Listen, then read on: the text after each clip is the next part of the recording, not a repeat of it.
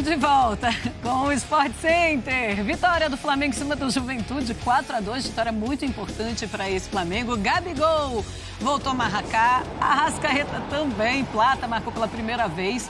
Bom, um jogo bom do Flamengo. Chegou a ter susto, Fábio? Ou é impressão minha? Marcelo, acho que o susto vem quando o Flamengo toma um gol de empate, né? No primeiro tempo ainda. Era um jogo que o Flamengo, acho que o torcedor, mais de 60 mil pessoas no Maracanã.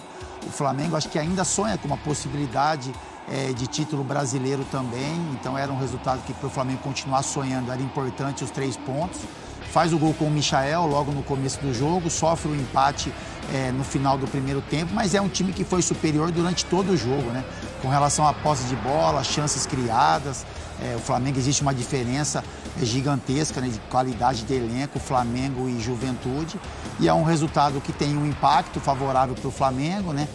Favorável também ao trabalho que o Felipe Luiz vem exercendo perante o grupo. É um placar elástico, então assim, essa relação do que a gente fala DNA do Flamengo, como o torcedor gosta de ver o Flamengo jogando, está muito mais próximo nas mãos do Felipe Luiz do que do próprio Tite, e um resultado que é importante para o Flamengo, de alguma forma, continuar sonhando com a possibilidade de, caso aconteça tropeços de Fortaleza, Botafogo e Palmeiras, continuar sonhando com a chance de título brasileiro.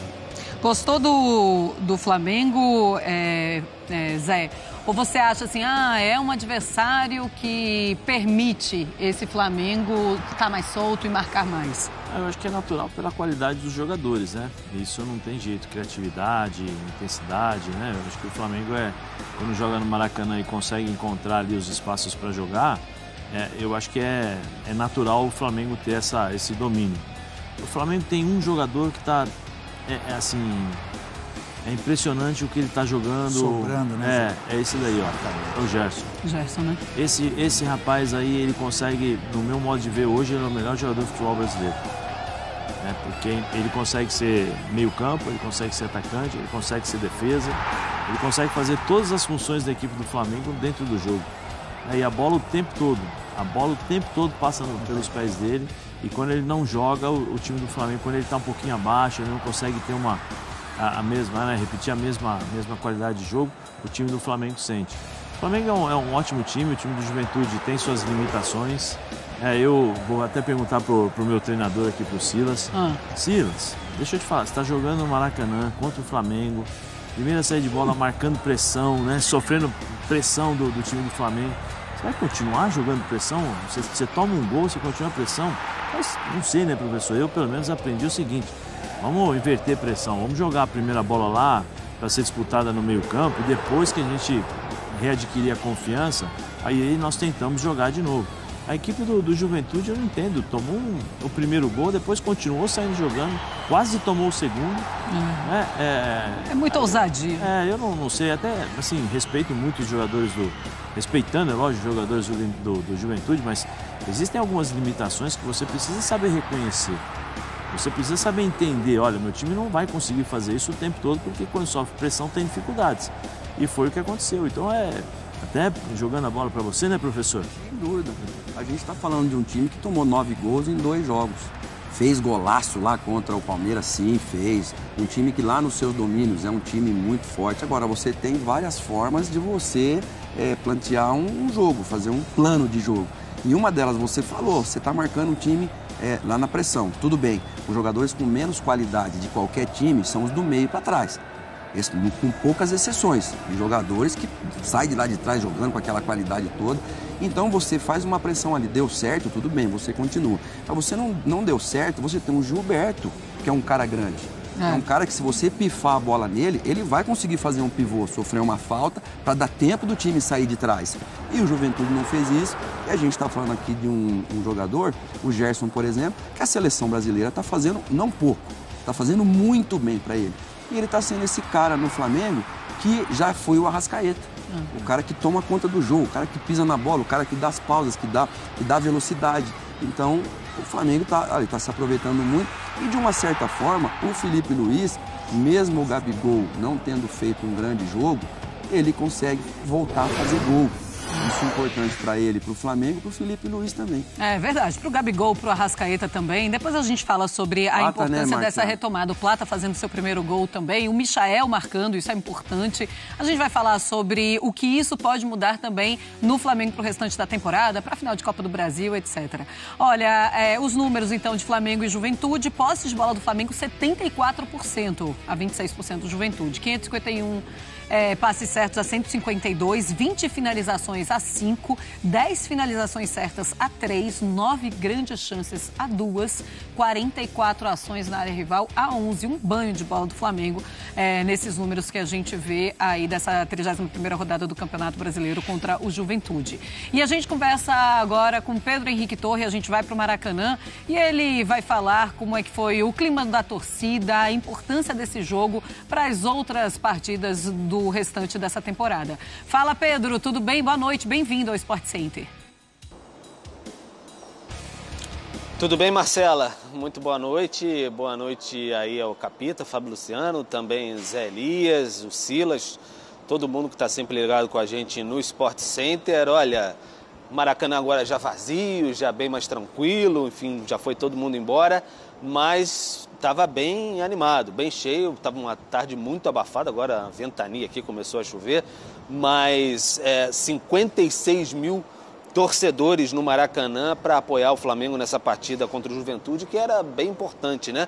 Para o Flamengo seguir ali no bolo do G4, ao menos, tentar aproveitar, quem sabe, tropeços. Já houve ali de Palmeiras e Fortaleza, que empataram entre si. O Botafogo joga nesse momento, mas o Flamengo para seguir ali pelo menos no bolo do G4 e ficar um pouco mais tranquilo para a próxima semana, que inicia a decisão da Copa do Brasil aqui mesmo no Maracanã contra o Atlético Mineiro. Abriu rápido o placar com o Michael, que substituiu o Bruno Henrique, né? Estava suspenso pelo 3º cartão amarelo. De La Cruz, no meio de campo, foi substituído pelo Everton Araújo. De La Cruz, que está lesionado.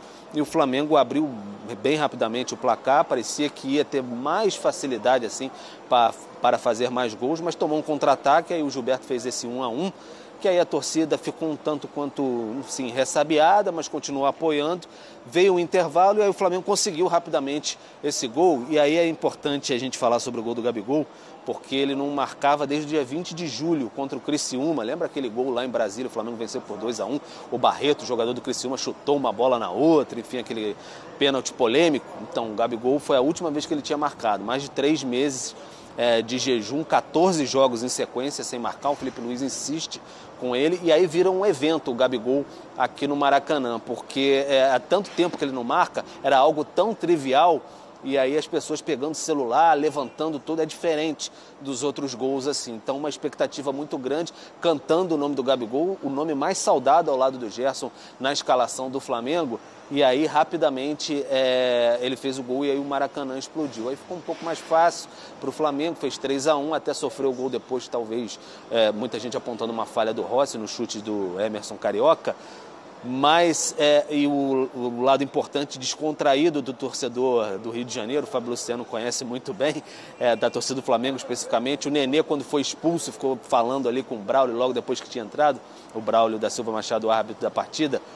O Nenê não saía de campo, não saía. Quando saiu, a torcida do Flamengo entoou aquela marchinha de carnaval: mamãe eu quero, mamãe eu quero, mamãe eu quero mamar, dá chupeta para o Nenê não chorar. Foi um momento engraçado, descontraído da partida. Aí o Flamengo depois fez o 4-2 e saiu um pouco mais aliviado, com Plata, Alcaraz, enfim, o Gerson jogando muito bem.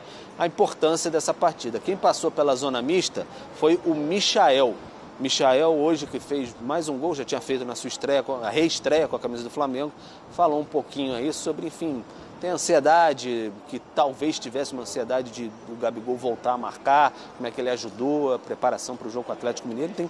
Enfim, vamos ouvir um pouquinho o Michael, camisa 30 do Flamengo, que vai voltando aos poucos depois da lesão grave que ele teve, ficou um mês parado basicamente. Então vamos ouvir um pouco o atacante Michael. Acho que todo mundo aqui já está acostumado a ver o Gabigol marcar, sempre fazer gol. Mas como eu falei agora, ninguém vai estar bem todos os dias. Ninguém vai fazer gol todos os jogos. É impossível você ver isso acontecer, cara. É muito difícil. E eu não tinha ansiedade nenhuma por ele ficar esse tanto tempo de fazer gol.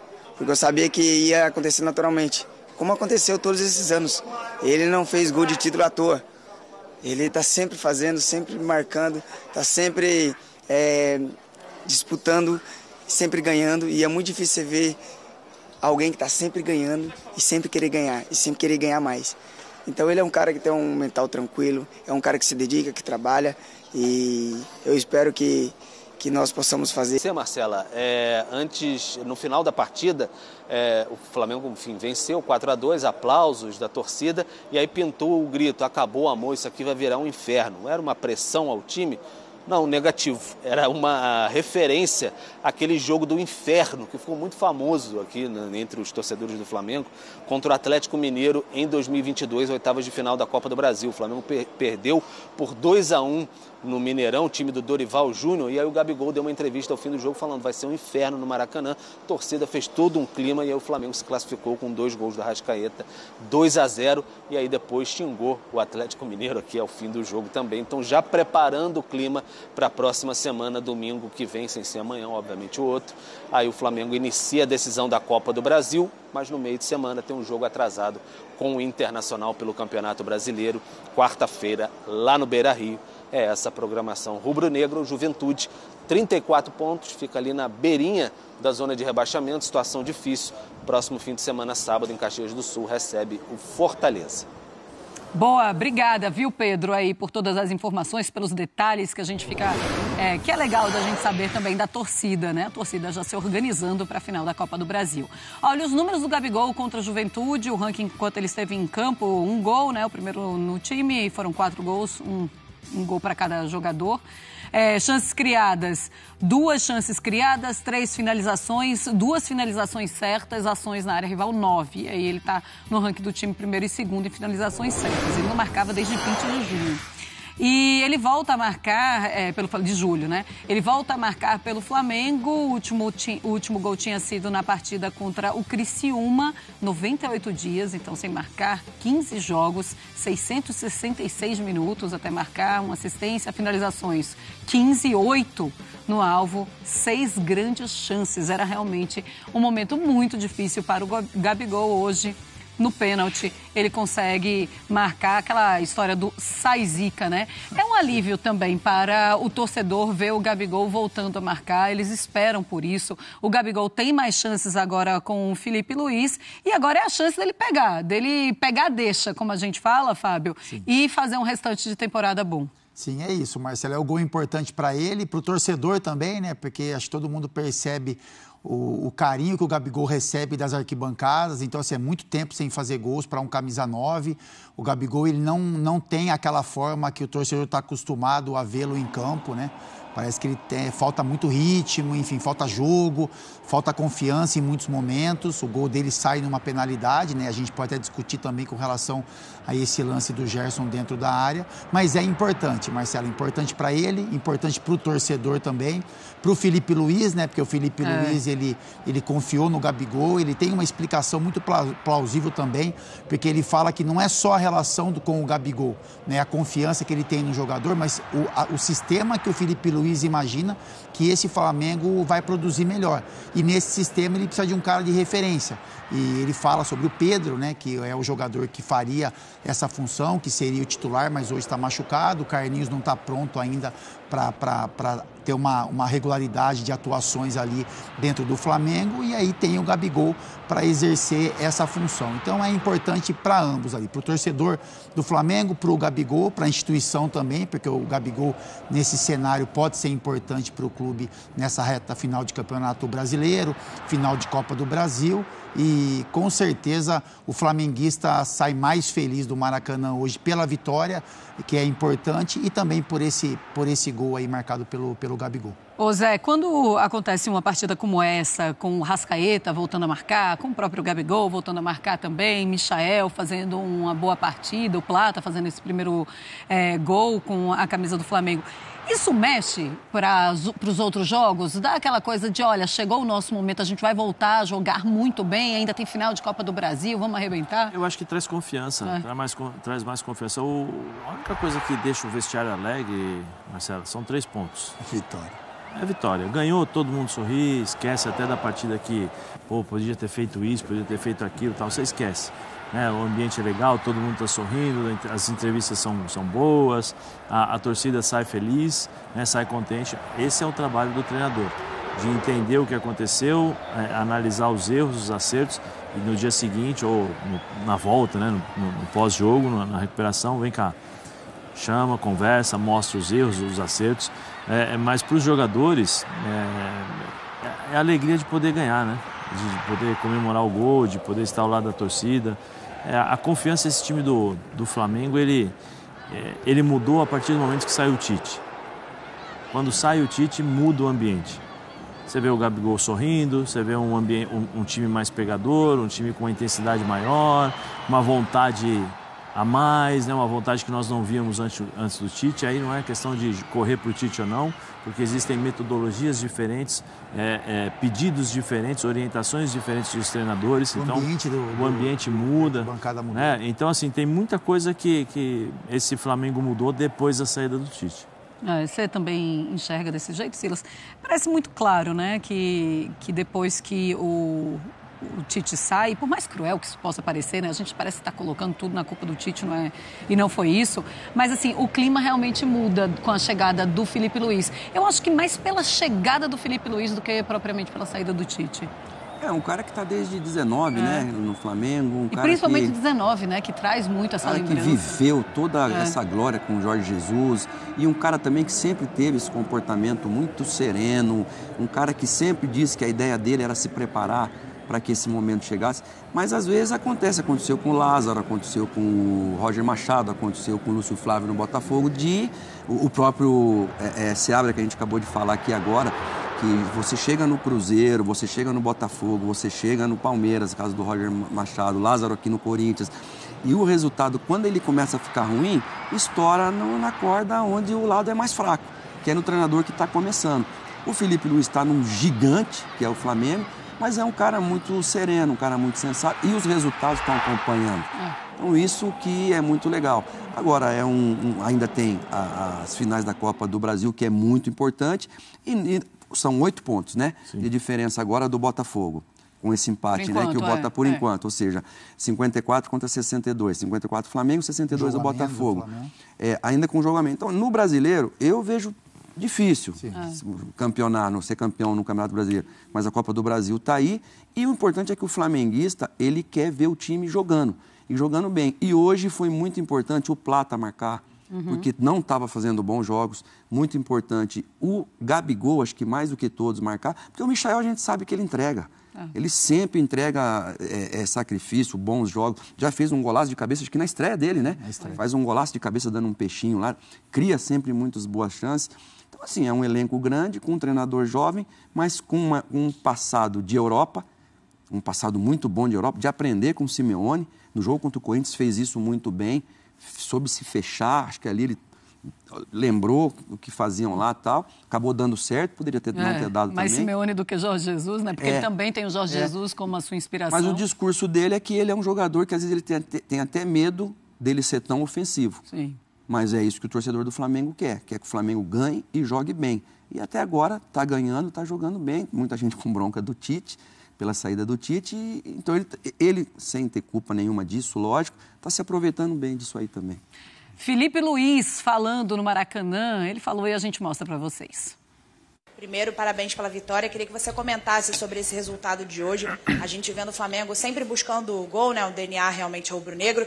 Gabi marcando, voltando a marcar, né? Depois de 3 meses, Arrascaeta, o primeiro gol do Plata. Queria que você falasse sobre tudo isso, por favor. Uma vitória que me deixou muito feliz pelo jogo que a gente apresentou. Pressionamos bem o Juventude. É um time que tem as suas armas na fase ofensiva deles. O time conseguiu pressionar bem, controlar bem o primeiro tempo. Rompemos a pressão deles no começo do jogo, que eles vieram para pressionar. E a partir daí colocamos eles para jogar na área deles, né? Então isso aí, conseguimos um gol rápido e acabamos sofrendo um empate, mas o time em nenhum momento se deixou abalar por isso, continuou. Isso aí, nação, ficamos por aqui e esse foi mais um corte aqui do nosso canal aqui, Mundo Fla, trazendo aí a repercussão do pós-jogo aí, né? vocês viram aí da vitória do Mengão por 4-2 aí no estádio do Maracanã contra o Juventude. Então, se você está gostando do nosso conteúdo, eu iria deixar aqui na descrição desse vídeo o link do canal oficial aqui no YouTube da ESPN Brasil para deixar os créditos e direitos autorais da ESPN. Então deixa aquele like, se inscreva, ative o sino e sempre compartilhe nossos vídeos com os seus amigos.